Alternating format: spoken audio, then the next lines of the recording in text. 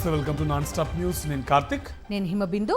ముంబై మహానగరంలో గత 2 రోజులుగా కురుస్తోన్న భారీ వర్షానికి మోనో రైల్ మొరాయించింది. సాయంత్రం ఎలివేటెడ్ ట్రాక్ పై నడిచే మోనో రైల్ భారీ వర్షంతో ఆగిపోయింది. విద్యుత్ సరఫరాలో అంతరాయం కారణంగా మైసూర్ కాలనీ భక్తి పార్క్ స్టేషన్ మధ్య దాదాపు 2 గంటలకు పైగా ఆగిపోయింది. అందులో 100 మందికి పైగా ప్రయాణికులు చిక్కుకున్నట్టుగా సమాచారం. క్రేన్ల సాయంతో ప్రస్తుతం రెస్క్యూ ఆపరేషన్ కొనసాగుతోంది. ఘటనపై మహారాష్ట్ర సీఎం ఫడ్నవీస్ విచారణకు ఆదేశించారు. ముంబై మహానగరంలో గత 2 రోజులుగా కురుస్తోన్న భారీ వర్షానికి మోనో రైల్ మొరాయించింది. సాయంత్రం ఎలివేటెడ్ ట్రాక్ పై నడిచే మోనో రైల్ భారీ వర్షంతో ఆగిపోయింది. విద్యుత్ సరఫరాలో అంతరాయం కారణంగా మైసూర్ కాలనీ భక్తి పార్క్ స్టేషన్ మధ్య దాదాపు 2 గంటలకు పైగా మోనో రైల్ ఆగిపోయింది. అందులో 100 మందికి పైగా ప్రయాణికులు చిక్కుకున్నట్టుగా సమాచారం. క్రేన్ల సాయంతో రెస్క్యూ ఆపరేషన్ కొనసాగుతోంది. ఘటనపై మహారాష్ట్ర సీఎం ఫడ్నవీస్ విచారణకు ఆదేశించారు.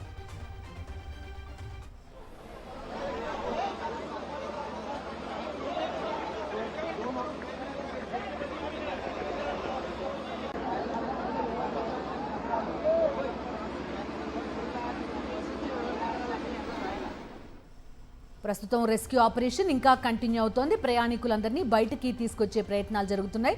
వర్షపాతం కూడా అక్కడ కంటిన్యూ అవుతున్న పరిస్థితి. పూర్తి డీటెయిల్స్ అందిస్తారు వెంకటేష్. చెప్పండి, రెస్క్యూ ఆపరేషన్ చూస్తున్నాం మనం. 100 మంది ప్రయాణికుల్ని బయటకు తీసుకొచ్చే ప్రయత్నాలు జరుగుతున్నాయి. అడ్డంకులేంటి? గవర్నమెంట్ ఏమంటోంది? భారీ వర్షాల కారణంగా ట్రాక్ మధ్యలో మోనో రైలు నిలిచిపోయింది. భారీ వర్షాలు ఇంకా కొనసాగుతూనే ఉన్నాయి. సో ఆ ఫలితంగా వాటితో పాటు విద్యుత్ అంతరాయం, దీని కారణంగా ఈ మోనో రైలు నిలిచిపోయినట్టుగా సమాచారం వస్తుంది. సో ఈ నిలిచిపోయినటువంటి రైల్లో దాదాపు 200 మంది ప్రయాణికులు ఉన్నారు. అందులో దాదాపు 100 మంది వరకు వారిని ఇప్పటికే బయటికి తీశారు. ఇంకా ఆపరేషన్స్, రెస్క్యూ ఆపరేషన్స్ కొనసాగుతున్నాయి. సో ప్రధానంగా కొన్ని సాంకేతిక పరమైనటువంటి సమస్యలు, భారీ వర్షాలు, విద్యుత్ అంతరాయం, సో ఇలా ఈ అంశాల, ఈ సమస్యల కారణంగానే ఈ అకస్మాత్తుగా ఈ మోనో రైలు మొరాయించి ఆగిపోయినట్టుగా సమాచారం ఉంటుంది. సో ఇమ్మీడియట్ గా అధికారులందరూ అప్రమత్తమయ్యారు. సంఘటనా స్థలికి చేరుకొని అక్కడ ఉన్నటువంటి పరిస్థితిని అంతా కూడా చక్కదిద్దేటువంటి ప్రయత్నం కొనసాగిస్తున్నారు. సో మెట్రోపాలిటన్ రీజియన్ డెవలప్మెంట్ అధికారులు అక్కడ ఉన్నారు. అలాగే ముఖ్యమంత్రి దేవేంద్ర ఫడ్నవీస్ కూడా వెంటనే చిక్కుకున్నటువంటి ప్రయాణికులందరినీ కూడా రెస్క్యూ చేయాలని ఆదేశాలు ఇచ్చారు. సో ఆయన కూడా పరిస్థితిని చాలా క్లోజ్ గా అబ్జర్వ్ చేస్తున్నటువంటి పరిస్థితి. నిజానికి దేశ ఆర్థిక రాజధాని ముంబై లాంటి ప్రదేశంలో ఇలాంటి ఒక మోనో రైలు ఏకంగా మధ్యలో, ట్రాక్ మధ్యలో నిలిచిపోవడం ఖచ్చితంగా ఇది సాంకేతిక పరమైనటువంటి ఒక సవాల్ అయితే లేవనెత్తుంది. సో వెంటనే దీనిపైన విచారణ జరపాలని కూడా ఆదేశాలు జారీ చేశారు. సో ప్రస్తుతానికైతే ప్రయాణికులకు ఎలాంటి ప్రమాదం లేనప్పటికీ 200 మంది ప్రయాణికులు అక్కడే మోనో రైల్లో కొన్ని గంటల పాటు నిలిచిపోవడంతో వారంతా తీవ్రమైనటువంటి ఆందోళనకైతే లోనవుతున్నారు. ఓకే వెంకటేష్. ఉపరాష్ట్రపతి ఎన్నిక ఆసక్తికరంగా మారింది. ఎన్డీఏ అభ్యర్థి సిపి రాధాకృష్ణన్ కు పోటీగా బలమైన అభ్యర్థిని బరిలోకి దించింది విపక్ష ఇండియా కూటమి. సుప్రీంకోర్టు విశ్రాంత న్యాయమూర్తి జస్టిస్ బి సుదర్శన్ రెడ్డి పేరును ఖరారు చేసింది. ఇండియా కూటమి ప్రతినిధులతో కలిసి జస్టిస్ సుదర్శన్ రెడ్డి అభ్యర్థిత్వాన్ని ప్రకటించారు కాంగ్రెస్ చీఫ్ ఖర్గే.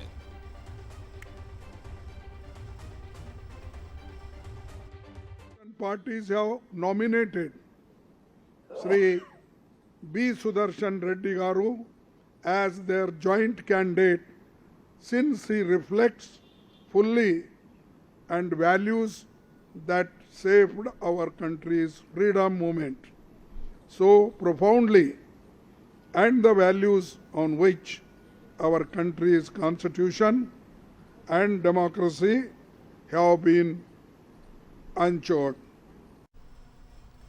ఢిల్లీలో ఇండియా కూటమి ఉపరాష్ట్రపతి అభ్యర్థి జస్టిస్ సుదర్శన్ రెడ్డికి కాంగ్రెస్ ఎంపీల బృందం ఘన స్వాగతం పలికారు. జస్టిస్ సుదర్శన్ రెడ్డి ఇండియా కూటమి అభ్యర్థిగా బరిలో ఉన్నారు. ఇండియా కూటమి ఉపరాష్ట్రపతి అభ్యర్థిగా ఎంపిక చేయడం సంతోషంగా ఉందన్నారు సుదర్శన్ రెడ్డి. పార్లమెంట్ సభ్యులందరినీ కలిసి ఓటు వేయమని కోరనున్నట్టు తెలిపారు. ఉపరాష్ట్రపతి అభ్యర్థిని రాజకీయ పార్టీలు ఎన్నుకోవని పార్లమెంటేరియన్లు ఎన్నుకుంటారన్నారు ఇండియా కూటమి అభ్యర్థి జస్టిస్ సుదర్శన్ రెడ్డి. విపక్షాల ఉపరాష్ట్రపతి అభ్యర్థిగా తనను ఎంపిక చేయడం సంతోషంగా ఉందని అన్నారాయన. ఈ ఎన్నిక సైద్ధాంతిక పోరాటమని చెప్పారు.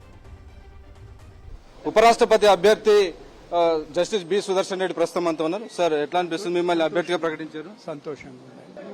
సార్, ఇది ఐడియాలజికల్ బ్యాటిల్ అని చెప్తూ ప్రకటించారు. ఐడియాలజికల్ బ్యాటిల్ మల్లికార్జున ఖర్గే అంటున్నారు ఇది ఐడియాలజికల్ బ్యాటిల్ అని. Of course it's going to be. మిమ్మల్ని ఎంచుకోవడంలో కారణం ఏమంటారు? అది మీరు వాళ్ళని అడిగారు సార్, ఈయన అడిగారు. ఇప్పుడు పోస్ట్ రిటైర్మెంట్ తర్వాత పదవులు తీసుకోవద్దు జడ్జెస్ అని చెప్పారు, మరి దీన్ని ఎట్లా చూస్తారు? పోస్ట్ రిటైర్మెంట్ కాన్స్టిట్యూషనల్ ఆఫీస్కి అప్లై అయ్యి కదా. నేను 14 ఏళ్ళు అయిపోయింది సార్. పోస్ట్ రిటైర్మెంట్ ఉపరాష్ట్రపతి అభ్యర్థి జస్టిస్ బి సుదర్శన్ రెడ్డి ఎంపీలతో రేపు మీటింగ్ నిర్వహించబోతున్నారు. అందరినీ కలిసి తన అభ్యర్థిత్వాన్ని సమర్థించాలని కోరబోతున్నారు. అలాగే ఎల్లుండి ఆయన నామినేషన్ దాఖలు చేయబోతున్నారు. కెమెరామెన్ జబ్బర్ నాయక్ తో వెంకటేష్, సాక్షి టీవీ, న్యూఢిల్లీ. ప్రస్తుతం పార్లమెంటు ఉభయ సభల్లో 782 మంది ఎంపీలున్నారు. వీరు ఉపరాష్ట్రపతి ఎన్నికల్లో ఓటేస్తారు. బీజేపీ నాయకత్వంలోని ఎన్డీఏకు ఉభయ సభల్లో 427 మంది ఎంపీల బలం ఉంది. ఇండియా కూటమి బలం 355. ఉపరాష్ట్రపతి ఎన్నికలో విజయం సాధించడానికి మ్యాజిక్ ఫిగర్ 392. కాబట్టి ఎన్డీఏ అభ్యర్థి సిపి రాధాకృష్ణన్ గెలుపు లాంఛనమని చెప్పాలి. రేపు ఉదయం రాధాకృష్ణన్ నామినేషన్ వేస్తారు.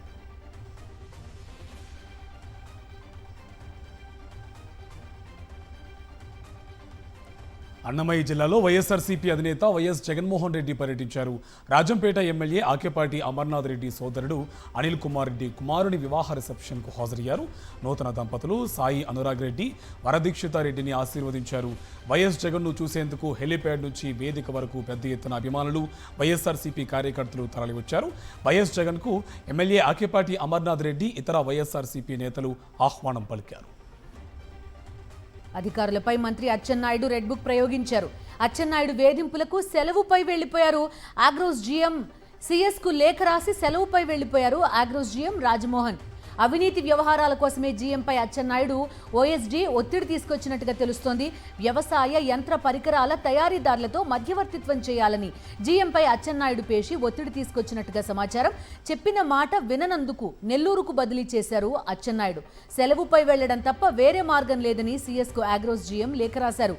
ఆగ్రోస్ జీఎం రాజ్మోహన్ను వేధించేందుకే బదిలీ చేశారని తెలుస్తోంది.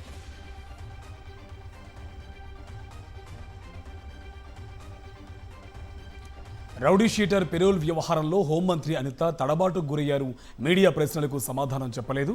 విచారణ జరుగుతుందంటూ సమాచారం దాటేశారు హోంమంత్రి అనిత. సంతకాలు ఎవరెవరు చేశారో హోంమంత్రి అనిత చెప్పలేదు. సిఫారసు చేసిన 2 టీడీపీ ఎమ్మెల్యేల పేర్లు అడిగితే హోంమంత్రి నీళ్లు నమిలారు. పెరోల్ ఎలా వచ్చిందో అనవసరం అంటూ అనిత వితండవాదన చేశారు. రౌడీ షీటర్ శ్రీకాంత్ అరుణపై విచారణ జరుపుతామంటూ హోంమంత్రి అనిత ప్రకటన చేశారు. మీడియా ఆ విషయాన్ని వదిలేయాలంటూ హోంమంత్రి వ్యాఖ్యలు చేశారు. ఇప్పటికే 2 సార్లు శ్రీకాంత్కు పెరోల్ ఇచ్చింది చంద్రబాబు ప్రభుత్వం. టీడీపీ నేతల అండతో బయటకొచ్చాడు రౌడీ షీటర్ శ్రీకాంత్. పెరోల్లో మీ పాత్ర ఏంటని అనితని మీడియా ప్రతినిధులు ప్రశ్నించారు. తన పాత్ర ఉందో లేదో హోంమంత్రి అనిత చెప్పలేదు. పెరోల్ వెనుక ఉన్న వారిపై పోస్టుమార్టం చేయండి అంటూ సమాధానం దాటవేశారు హోంమంత్రి అనిత. దాన్ని సిఫార్సు చేసింది, సర్క్యులేట్ చేసింది అనేది ఒక ఎవరున్నారు? వచ్చింది పేపర్లో వచ్చింది. నేనేమంటానంటే ఇప్పుడు దయచేసి అందరూ కూడా నాకు సోదరులు లాంటి వాళ్ళే. పెరోల్ ఎలా వచ్చింది, ఏమొచ్చిందన్న పోస్ట్ మార్టం కన్నా ఆ వెనకాతల జరుగుతున్న సిచ్యువేషన్ గురించి పోస్ట్ మార్టం చేసుంటే మీకు బాగుండేది, నాకు బాగుండేది. ఇప్పుడు ఫర్ ఎగ్జాంపుల్ అంతవరకు సిచ్యువేషన్స్ నిన్న మొన్న కొన్ని సోషల్ మీడియాస్లో హల్చల్ చేసినాయి. హూ ఇస్ దట్ ఫెలో, ఆవిడ ఏంటి బ్యాక్గ్రౌండ్ ఏంటి, ఆవిడ ఏం చేస్తుంది. సో నేనేమంటానంటే పెరోల్ అన్నది నేను డెఫినెట్గా చెప్తున్నానండి. పెరోల్ విషయంలో ఎలా వచ్చింది ఏంటన్నది నేనైతే డెఫినెట్గా మేమైతే మా ఎంక్వైరీ రిపోర్ట్ మాకు వస్తుంది. దాని మీద అయితే మేము ఎంక్వైరీ చేస్తున్నాం. లిక్కర్ కేసు పూర్తిగా ఫ్యాబ్రికేటెడ్ అని, అందులో ఎలాంటి వాస్తవాలు లేవన్నారు వైఎస్ఆర్సీపీ ఎమ్మెల్సీ బొత్స సత్యనారాయణ. వ్యవస్థలను ప్రభుత్వాలు చేతుల్లోకి తీసుకోవద్దని, దాని పర్యవసానాలు తీవ్రంగా ఉంటాయని హెచ్చరించారు. కూటమి ప్రభుత్వం మిథున్ రెడ్డి కుటుంబాన్ని కావాలని టార్గెట్ చేసిందన్నారు. ఈ నెల 25న వైఎస్ఆర్సీపీ అధ్యక్షుడు వైఎస్ జగన్మోహన్ రెడ్డి మిథున్ రెడ్డిని కలుస్తారన్నారు. మాజీ ఎంపీలు వంగా గీత, మార్గాని భరత్తో కలిసి రాజమండ్రి జైల్లో ఉన్న ఎంపీ మిథున్ రెడ్డిని పరామర్శించారు బొత్స సత్యనారాయణ. ఇది వ్యక్తిగతంగా ఆయన అవమానపరచాలని, ఏదో కుటుంబ సభ్యుల తల్లిదండ్రుల్ని బాధ పెట్టాలని చేస్తున్న ప్రక్రియలో భాగం తప్ప ఇదంతా కూడా మొత్తం జరుగుతున్న అంతా కూడా ఫ్యాబ్రికేట్, వాస్తవం కానిది, వాస్తవాలు లేనిది. కక్షపూర్తం కాదు, రెడ్ బుక్ రాజ్యాంగం కాదు. రెడ్ బుక్ రాజ్యాంగం, ఎల్లో బుక్ రాజ్యాంగం, అదే దిక్కుమాల బుక్ పక్కపడేయండి కానీ దాన్ని ఏంటి నేను ముందే చెప్పాను కదా, ఇది ఫ్యాబ్రికేషన్. ఓ రోజు వచ్చి పేపర్లో రాయడం, లేదు టీవీలో వచ్చి ఎవరితోనో మాట్లాడించడం, మర్నాడు వచ్చి అది ఉంది ఇది ఉంది అని చెప్పని దాంట్లో లేని పని కలిపి అభూత కల్పన కల్పించి వాళ్ళ మీద వచ్చి కార్యక్రమం చేయడం. పోలీసుల తీరుపై తాడిపత్రి మాజీ ఎమ్మెల్యే కేతిరెడ్డి పెద్దారెడ్డి ఆగ్రహం వ్యక్తం చేశారు. తాడిపత్రి వెళ్లాలంటే వీసా కావాలా అని ప్రశ్నించారు. తనపై పోలీసుల ఆంక్షలు దుర్మార్గమన్నారు. తాను ఎక్కడికి వెళ్లినా పోలీసులు వెంటపడుతున్నారని, జేసీ వకీలు దాడులు చేస్తున్నా పట్టించుకోవట్లేదన్నారు. జేసీ ప్రభాకర్ రెడ్డి చేతిలో పోలీసులు బందీ అయ్యారని, తాడిపత్రి అరాచకాలపై సిట్ విచారణ జరపాలని కోరారు మాజీ ఎమ్మెల్యే కేతిరెడ్డి పెద్దారెడ్డి. నన్ను తాడిపత్రికి రానికూడదు, పోలీసు అధికారులకు ప్రెజర్లు పెట్టించుకుంటా, మీ నాయకులతో ప్రెజర్లు పెట్టించుకుంటా నన్ను తాడిపత్రికి రాకూడదు, హైకోర్టు ఆర్డర్లను కూడా ధిక్కరించే విధంగా మీ అధికారులకు నువ్వే ఆదేశిస్తున్నావు అంటే నేనేమన్నా నక్సలైట్నా, లేకపోతే తీవ్రవాదినా, లేకపోతే ఇంకా ఏదన్నా కానీ చేయరాని నేరాలు చేసిన గజ దొంగనా? నా మీద ఇన్ని ఆంక్షలు ఇంత కథ ఉండడం పోలీసు అధికారులకు మీరు ఆలోచన చేయండి. ఒక్కసారి ఆలోచన చేయండి. 700 మంది పోలీసుని దించి కోర్టు ఆర్డర్ను కూడా ఒబే చేయకోకుండా నన్ను ఎక్కడికక్కడ నిలబెట్టడం మంచి పద్ధతే? దీనిపైన ప్రజలు ఏ విధంగా ఏమనుకుంటారో ఒక్కసారి మీరు ఆలోచన చేస్తే మీకే తెలుస్తుంది. అది మీ విజ్ఞతకే వదిలేస్తాను. టీడీపీ ఎమ్మెల్యే కూన రవికుమార్తో పాటు ఆ పార్టీ నేతల వేధింపులు భరించలేక ఆత్మహత్యా యత్నానికి పాల్పడిన కేజీబీవీ ప్రిన్సిపల్ సౌమ్యను వైఎస్ఆర్సీపీ నేతలు పరామర్శించారు. శ్రీకాకుళం ఆసుపత్రిలో చికిత్స పొందుతున్న ఆమెను మాజీ మంత్రులు మేరుగు నాగార్జున, ధర్మాన కృష్ణదాస్, ఎమ్మెల్సీ కుంభా రవిబాబు, నత్తు రామారావు తదితరులు పరామర్శించారు. రాష్ట్రంలో ఏ మహిళకు అన్యాయం జరిగినా వాళ్ల తరపున వైఎస్ఆర్సీపీ నిలబడుతుందని పార్టీ నేతలు స్పష్టం చేశారు. సౌమ్యకు జరిగిన అన్యాయానికి రాష్ట్ర ప్రభుత్వమే బాధ్యత వహించాలని డిమాండ్ చేశారు. దళిత ప్రిన్సిపల్ వ్యక్తిత్వంపై నీచంగా ట్రోల్ చేసినప్పటికీ ప్రభుత్వం నిందితులపై ఎందుకు చర్యలు తీసుకోలేదని మేరుగు నాగార్జున ప్రశ్నించారు. శాసనసభ్యుడు సమయాన్ని కూడా చూడకుండా ఆమెతో మాట్లాడిన తీరు కానీ, ప్రవర్తించిన తీరు కానీ, ఆమె హర్ట్ అయినటువంటి తీరు కానీ, తరువాత ఆమె మీద ట్రోల్ చేయించిన విధానం కానీ ఆమె మనసుకు నొప్పించటం, చివరికి ఆత్మహత్య శరణ్యం అనే విధంగా ఈరోజు డెసిషన్ తీసుకుంది. నేను అడుగుతా ఉన్నా, ఈరోజు వరకు గత వారం రోజుల నుంచి ఇన్సిడెంట్ జరుగుతూ ఉంటే ప్రభుత్వం ఎందుకు స్పందించలేదు? నంద్యాల జిల్లాలో మంత్రి బీసీ జనార్దన్ రెడ్డి అరాచకాలు కొనసాగుతున్నాయి. బనగానపల్లి మండలంలో వైఎస్ఆర్సీపీ నాయకులపై జరుగుతున్న వరుస దాడులతో భయభ్రాంతులు గురవుతున్నారు ప్రజలు.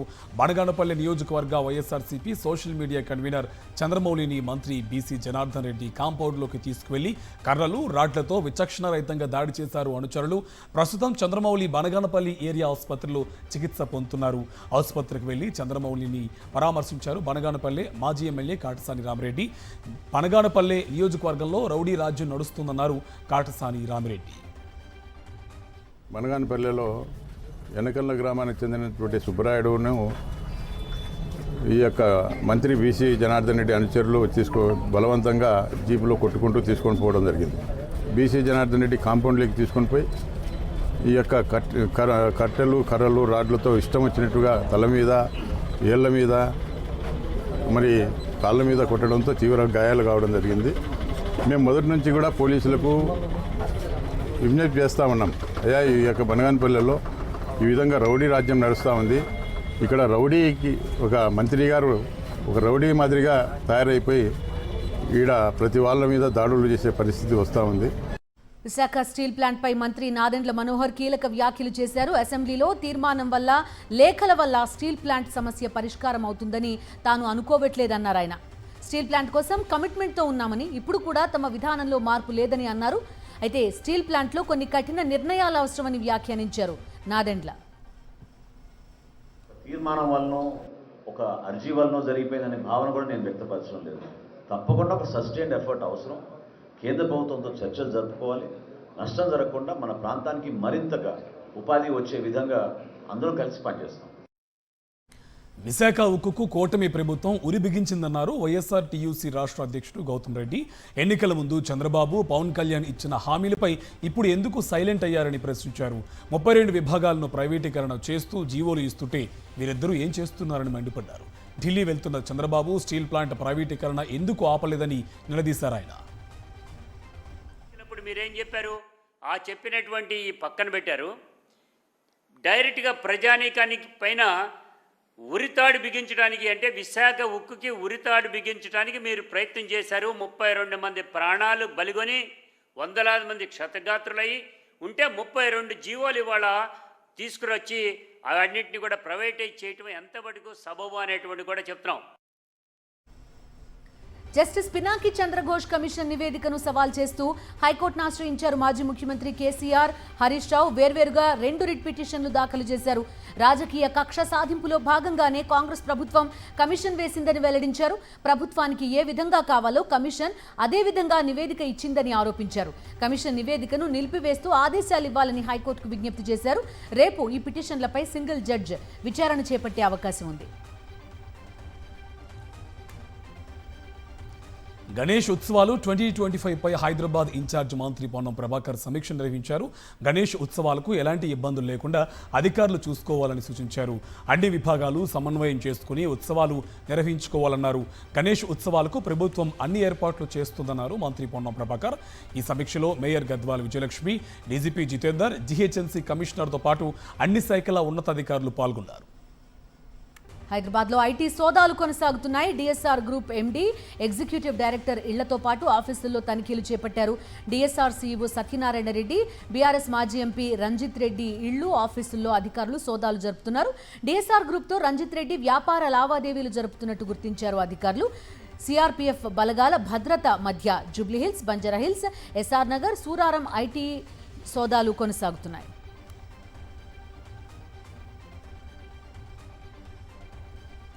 కూకట్పల్లి బాలిక మర్డర్ కేసులో దర్యాప్తు కొనసాగుతుందని డీజీపీ సురేష్ కుమార్ తెలిపారు. బాలికపై చిన్న పదునైన ఆయుధంతో దాడి చేశారని చెప్పారు. బాలిక ఒంటిపై 20కి పైగా కత్తిపోట్లు ఉన్నాయని, ఎక్కువగా మెడ భాగంలో ఉన్నట్లు వెల్లడించారు. కేసు దర్యాప్తు కోసం 5 టీంలు పనిచేస్తున్నాయన్నారు. పరిసర ప్రాంతాల్లో సీసీటీవీ ఫుటేజ్లను కూడా పరిశీలిస్తున్నట్టు పేర్కొన్నారు.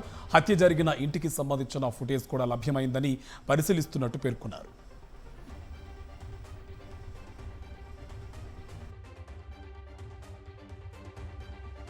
మర్డర్ కేసుకి సంబంధించి investigation is going on. we have some clues, we are working on it. ఒకరిద్దరు సస్పెక్ట్స్ ఉన్నారు, we're investigating them, we're interrogating. Around 20 వరకు ఉన్నాయి. ఒక పదునైన చిన్న ఆయుధంతో చేసినట్టు నెక్ మీద ఎక్కువ ఉన్నాయి. నెక్ మీద ఒక 14 to 15 ఉన్నాయి. అదేవిధంగా స్టమక్ మీద కూడా ఒక 7. కెమెరాస్ మాకు ఫుటేజ్ వచ్చింది, బట్ అంటే క్లియర్ ఫుటేజ్ ఎవరు చేశారని కాదు, బట్ ఆ ఇంటికి సంబంధించిన ఫుటేజ్ వస్తుంది. We're analysing. దీనికి సంబంధించి ఒక 5 టీములు పనిచేస్తాయి. ఫిల్మ్ ఛాంబర్తో ఫెడరేషన్ చర్చలు రేపటికి వాయిదా పడ్డాయి. రేపు ఉదయం నిర్మాతలతో భేటీ కానున్నారు ఫిల్మ్ ఛాంబర్ నాయకులు. అలాగే రేపు సాయంత్రం ఫెడరేషన్ నేతలతోనూ వారు భేటీ కానున్నారు. ఇక ఇవాళ ఫిల్మ్ ఛాంబర్ నేతలతో జరిగిన చర్చల్లో కండిషన్స్ మీద మాట్లాడారని ఫెడరేషన్ అధ్యక్షుడు వల్లభనేని అనిల్ తెలిపారు. రేపు ఉదయం నిర్మాతలతో మాట్లాడిన తర్వాత సాయంత్రం అందరికీ ఆమోదయోగ్యమైన నిర్ణయం చెప్తారని ఆశిస్తున్నామన్నారు వల్లభనేని అనిల్. క్లారిటీగా ఉన్నామని వారికి పూర్తిగా వివరించడం జరిగింది. ఈ మీటింగు దిల్ రాజు గారు, ఛాంబర్ అధ్యక్షుడు భరతభూషణ్ గారు, దామోదర్ ప్రసాద్ గారు వారికి అప్పచెప్పారు కాబట్టి అందరు నిర్మాతలు వారి సమక్షంలో ఈ మీటింగ్ జరిగింది. వారు మా అన్నీ కూడా పూర్తిగా వివరాలు తెలుసుకొని రేపు ఉదయం నిర్మాతలతో మాట్లాడి రేపు సాయంత్రం 4ంటికి ఈ సమస్య పరిష్కారానికి ఒక మార్గం చూపుతామని చెప్పారు. ఏదైతే పాయింట్స్ అన్నీ కూడా చర్చలోకి వచ్చాయి, అవి ఏ పాయింట్స్ ఏందని మీ అందరికీ కూడా తెలుసు కాబట్టి ఆ పాయింట్స్ అన్నిటికి కూడా మా క్లారిటీ మేము క్లియర్గా ఇచ్చాం. అందరి తరఫున ఇచ్చాం. అందరితో ఇండివిజువల్గా కూడా మాట్లాడారు. ఏ సమస్య ఎవరితో ఉందో కూడా ఆ యూనియన్లకు కూడా మాట్లాడారు. టాలీవుడ్ సినీ కార్మికులు 16వ రోజు సమ్మెలో పాల్గొన్నారు. తమ వేతనాలు పెంచాలంటూ ఇందిరానగర్లో పెద్ద ఎత్తున నిరసన తెలిపారు. సినీ కార్మికుల ఐక్యవేదిక పేరుతో 24 క్రాఫ్ట్స్కు సంబంధించిన కార్మికులు నిరసనకు పిలుపునిచ్చారు. 16వ రోజు సమ్మెతో టాలీవుడ్ ఇప్పటికే స్తంభించింది. షూటింగ్స్ లేక సగటు కార్మికులు ఆవేదన చెందుతున్నారు.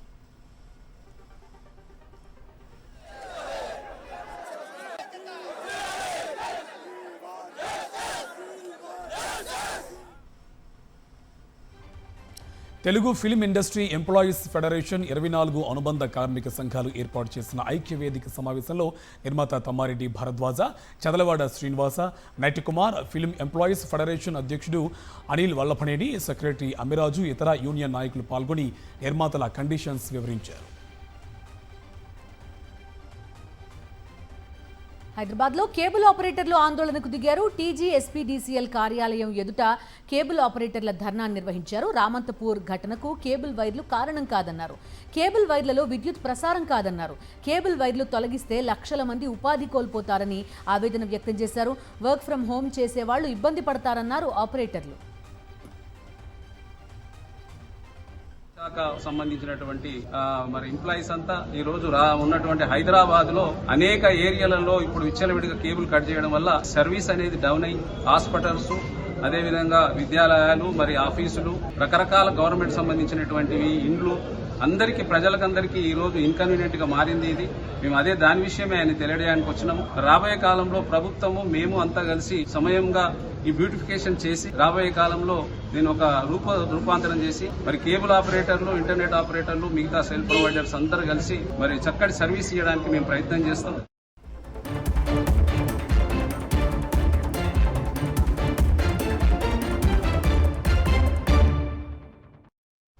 జాతీయ వార్తలు చూద్దాం. భారత్కు సొంత స్పేస్ స్టేషన్ నిర్మించుకునే సామర్థ్యం, సాంకేతిక పరిజ్ఞానం, ప్రోత్సహించే నాయకత్వం అన్నీ ఉన్నాయన్నారు వ్యోమగామి శుభాంశు శుక్లా. నాసా యాక్సియం 4 మిషన్లో భాగంగా విజయవంతంగా అంతరిక్ష యాత్ర పూర్తి చేసిన శుక్లా సోమవారం ప్రధాని నరేంద్ర మోదీతో భేటీయారు. ఆస్ట్రోనాట్స్ ధరించే ప్రత్యేక జాకెట్తో ప్రధాని నివాసానికి వచ్చిన ఆయన్ను మోదీ ఆప్యాయంగా హత్తుకున్నారు. అంతరిక్ష అనుభవాలపై సరదాగా ముచ్చటించారు. ఈ సందర్భంగా తనతో పాటు ఐఎస్ఎస్కు తీసుకువెళ్లిన త్రివర్ణ పతాకాన్ని, యాక్సియం 4 మిషన్కు సంబంధించిన జ్ఞాపికను ప్రధాని మోదీకి అందించారు Shubhanshu Shukla.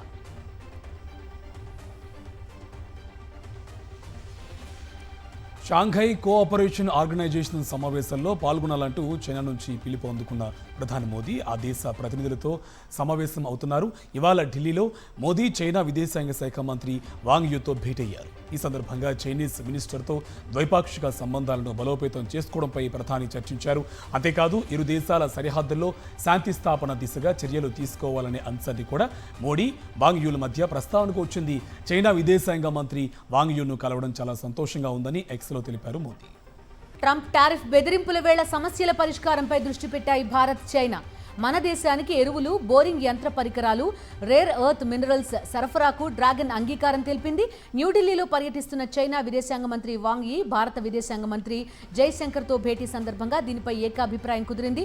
Urea, NPK, DAP, అరుదైన ఖనిజాలు, టీబీఎం సరఫరాల్లో సమస్యలను గత చైనా పర్యటనలో వాంగ్ యీ వద్ద ప్రస్తావించారు జైశంకర్. తాజా భేటీలో దీనిపై కీలక నిర్ణయం తీసుకున్నట్టు విదేశాంగ వర్గాలు వెల్లడించాయి. ప్రధాని మోదీ అధ్యక్షతన సమావేశమైన కేంద్ర కేబినెట్ కీలక నిర్ణయాలు తీసుకుంది. రాజస్థాన్లోని కోటాలో కొత్త గ్రీన్ఫీల్డ్ ఎయిర్పోర్ట్ నిర్మాణానికి ఆమోదం తెలిపింది. కోటా బుందీ ఎయిర్పోర్ట్ కోసం 1507 కోట్ల రూపాయలు కేటాయిస్తూ నిర్ణయం తీసుకుంది. అలాగే కటక్ భువనేశ్వర్ మధ్య 6 లేన్ల రింగ్ రోడ్కు కేంద్ర మంత్రివర్గం ఆమోదముద్ర వేసింది.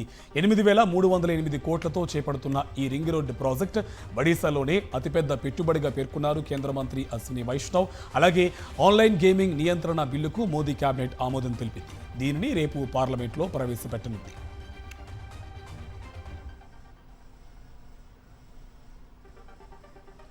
దేశ ఆర్థిక రాజధాని ముంబై నీట మునిగింది. ఎడతెరిపి లేకుండా కురుస్తున్న వర్షాలు మహానగరాన్ని ముంచెత్తాయి.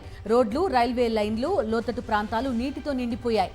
రహదారులు, కూడళ్లు చెరువుల్లా మారిపోయాయి. నడుములోతు నీటిలో జనం మునిగిపోయారు.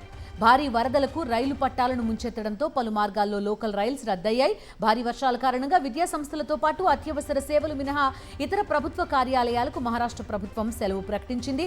ప్రైవేట్ ఉద్యోగులు వర్క్ ఫ్రం హోం చేసుకోవాలని సూచించింది. అవసరమైతే తప్ప బయటకు రావద్దని ప్రజలకు విజ్ఞప్తి చేసింది ముంబై మున్సిపల్ కార్పొరేషన్.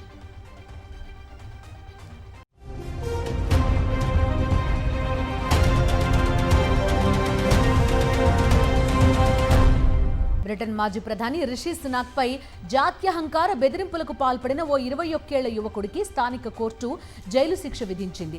ఈ రోజుల్లో ఇలాంటి వివక్షకు ఎక్కడా చోటు లేదని క్రౌన్ ప్రాసిక్యూషన్ సర్వీస్ స్పష్టం చేసింది. బర్కన్ హెడ్కు చెందిన లియామ్ షా గతేడాది జూన్లో రిషి సునాక్కు జాత్యహంకార హత్యా బెదిరింపులతో కూడిన 2 ఈమెయిల్స్ పంపాడు. ఆ సమయంలో సునాక్ బ్రిటన్ ప్రధానిగా ఉన్నారు. ఆయన వ్యక్తిగత సహాయకుడు వాటిని గుర్తించి పోలీసులకు ఫిర్యాదు చేశారు. ఈ క్రమంలోనే సెప్టెంబర్లో పోలీసులు నిందితుడిని అరెస్ట్ చేశారు.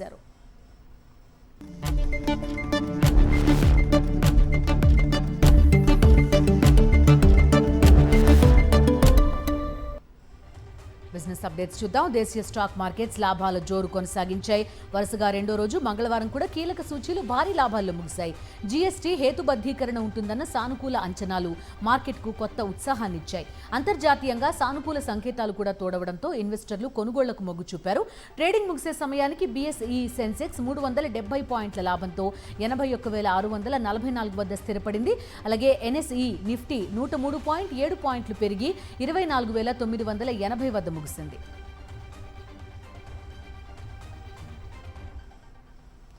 బంగారం ధరలు కొనుగోలుదారులకు ఊరటనిచ్చాయి. విదేశీ మార్కెట్లో బలమైన ట్రెండ్ మధ్య ధరలు తగ్గుముఖం పడ్డాయి. 24 క్యారెట్ల గోల్డ్పై 430 రూపాయలు తగ్గి తులానికి 1,750కి చేరుకుంది.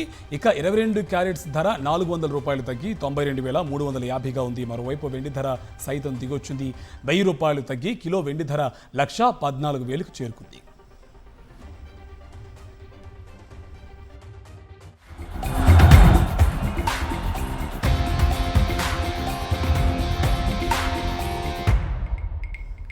స్పోర్ట్స్ అప్డేట్స్ చూద్దాం. ఆసియా కప్లో ఆడే భారత జట్టును ప్రకటించింది BCCI. సూర్యకుమార్ యాదవ్ కెప్టెన్సీ బాధ్యతలు చేపట్టనున్నాడు. సెప్టెంబర్ 9వ తేదీ నుంచి ప్రారంభం కానున్న టోర్నీకి శుభ్మన్ గిల్ వైస్ కెప్టెన్గా బాధ్యతలు నిర్వర్తించనున్నారు. మొత్తం 15 మంది ప్లేయర్స్ బృందాన్ని వెల్లడించారు. శ్రేయాస్ అయ్యర్, జైస్వాల్కు చోటు దక్కలేదు. స్టాండ్ బై ప్లేయర్ల జాబితాలో కూడా శ్రేయస్ అయ్యర్ పేరు లేదు. ఈ టోర్నీ కోసం 5 రిజర్వ్ ప్లేయర్లను ప్రకటించారు.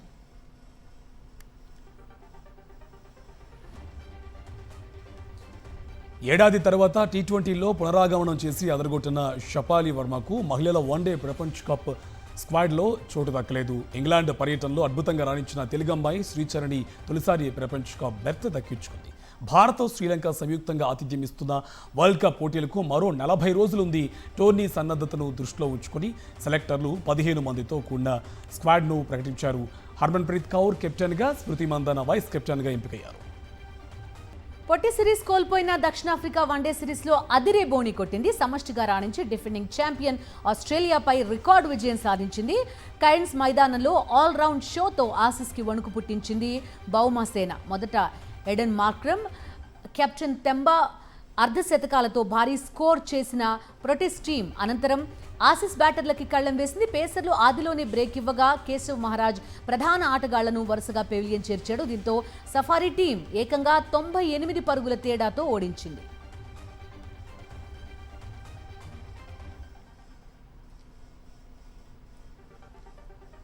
ఇవి నాన్ స్టాప్ న్యూస్ డీటెయిల్స్.